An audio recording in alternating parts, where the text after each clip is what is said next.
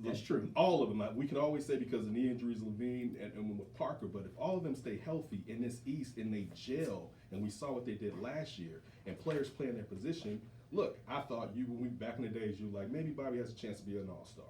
Bobby now is a definitely good rotation guy. I love Bobby's game. He's NBA, right. Yeah, he's a great rotator. Like, you kind of got the guys, and if they'll have the chemistry, there's a slight chance they can definitely get into the bottom end of the playoffs in the East. So they going to the playoffs? I do think there's an outside chance. I really like the Jabari Parker move. By the way, this is Dean Davis. You're like, who are these guys? Like, they're impressive. Yes, they are. They're a Dean Davis show. You can check out their show where?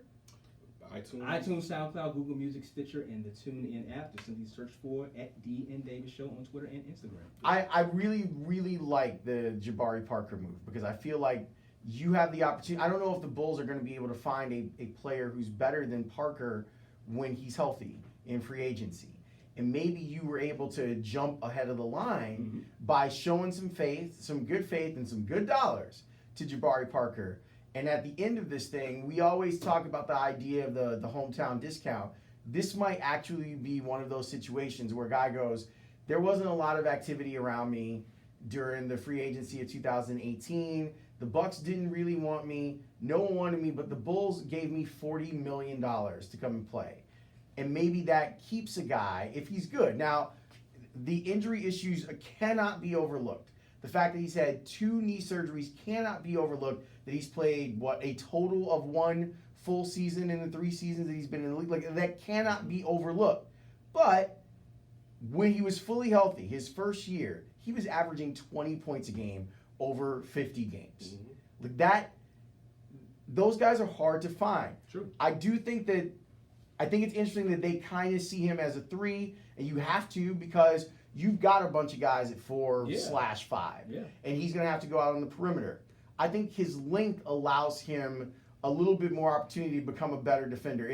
As bizarre as the way that John Paxson described it on the Score earlier this week about the defensive metrics not being good on Parker and on Levine, I do think that there is some merit that Parker might be able to be a better defender. Same thing with Levine. Usually guys that are that athletic should be better defenders. So if they're coached well, there you go. Maybe you can get a little bit more of them more out of them on that standpoint. But we'll see. I'm interested in the Bulls again. And I am too. Piggybacking on what you were saying, the thing to remember is the Bulls usually cannot and have not been able to sign a primetime in his prime free agent to this city. What you just said about Parker getting him right now, there's a chance that you can get a player that maybe could become an all-star. We won't say a perennial all-star, but an all-star that can help this team, and you maybe wouldn't have been able to get him if he was on the open market. Yes, it helps that he's from Chicago, but for a team that we can attract primetime free agents, sometimes this is the type of stuff you have to do. And this is how you build championship teams. You have to go out there, you have to take risks. That goes back to the point I believe 3 of us talked about this before. The Bulls, some way, somehow, should have tried to go up and try to get Michael Porter Jr. You just try to take risks because you never know. This is your risk, though. Yeah, this is your risk now, yeah. But I'm just saying, this is the kind of way you have to take a risk. You look at the Golden State Warriors. That team was built through the draft, and a few guys like, you know what, yeah, let's go out there and get Iguodala. He's kind of on the last place, but let's try to see what happened. Boom, you know what I'm saying? It works.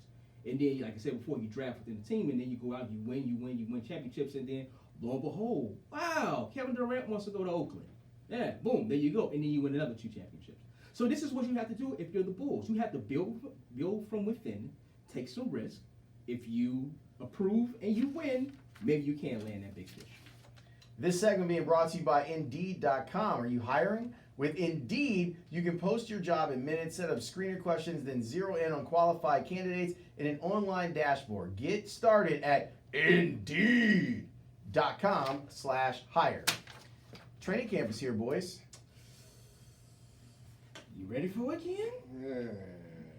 I'm slowly warming to the NFL. It's funny, Herbie kind of got on me a couple weeks ago about me saying I didn't want to do the NFL this year because of just how Goodell came out with everything as far as the players having to stay in the locker room and not talking to the players union. But I mean, I'm an addict for football, and also it's what we do. So yeah, I'm starting to get excited. I'm happy too to see the disrespect that Mitchell Trubisky is taking on as far as the quarterbacks that haven't even played, and Mahomes and Baker being rated higher than him. Go out there and prove it. I hope he can go out there and prove it. The one side of the ball I have no problems with, no issues with, is going to be the defensive side of the ball. I believe in Vic Fangio. This offense, I am very, very excited to see what they bring to the table. Me too. I finally what I figured wanna see. out my position on Mitchell Trubisky. Okay, what you got? I finally, like Eric at home last night, he was on the show, and he helped me kind of define it. I am not convinced. As you should be. But can you really be convinced? It's only 13 games in college, and then how many games he played last year? 7? But Eight? my point, 12. Okay. And I know wasn't that many, but okay. My point is that I don't know if I can't definitively say he's going to be great I don't think he's a bust. I don't think that he's a bust. I don't see what people who are super excited about Trubisky, I don't see it. Like, I'm just like, okay, there were how many great moments can you name from Mitchell Trubisky last year? Dude, I can't name one. I can't name one. Off the top of my head, I can't name one. I just told you, I didn't know he played that many games. The game against Baltimore. That's where you go, oh, okay, well, he led a That's game-winning something. drive in a, what were they, 4? They were 4-0, right, against the AFC North. Yeah, that's right, yeah. So you look at that and you go, oh, all right, okay, great. But you believe in Nagy, though? I don't know. Yeah. And that's the other thing that I get. I'm really frustrated. Now, everyone that I've talked to from around the NFL, everyone I know who's covered the NFL is super excited about Matt Nagy. But here's my thing on that. We don't know if he can call plays. Legit, we don't know. He really hasn't done it at the NFL level for an extended period of time. He did a little bit of it for Kansas City, and there was one case where he did it where it was a problem in a playoff game. So I think that there's a lot of faith being put into, well, he's an offensive guy. Now you got your quarterback, and now you got your offensive guy. You don't know if either one of those guys can do their job. And with Trubisky, there wasn't enough evidence for me to just kind of jump on board the Trubisky train. And I see other people, and I'm like, why? When I ask them why, they can't tell me. When you ask someone, why are you excited about Trubisky? Well, they traded up to get him. Okay, So? now scout the player for me. Tell me what's got you excited about the player other than you've now put your faith in Ryan Pace and said, oh, well, he clearly knows. When I think that there's probably more evidence at this point that he doesn't know versus than he knows. And I would say it was probably like 51-49, but again, I still think the majority of the Pace moves have been questionable.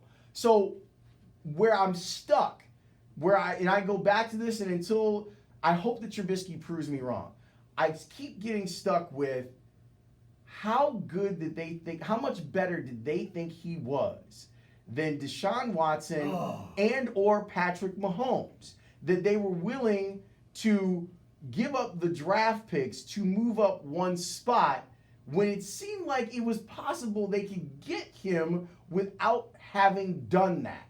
And I'm trying to see, like, and Eric and I talked about this, we went through the college tape, and there were a couple of moments where you're like, oh, wow, like that's, okay, it's a guy that's going to play in the NFL. But that's different than a guy who's going to elevate your franchise by his play.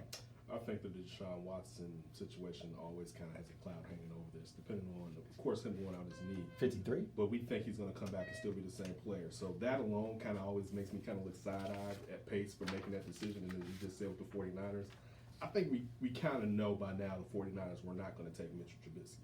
And you got played there, right there. And then the Nagy thing, let's go back, because how Bears fans are. Look, Bears fans are animated and love their team. Who was the coach, the offensive coordinator, where it was like, yeah, that's just some razzle-dazzle? It was Cunningham.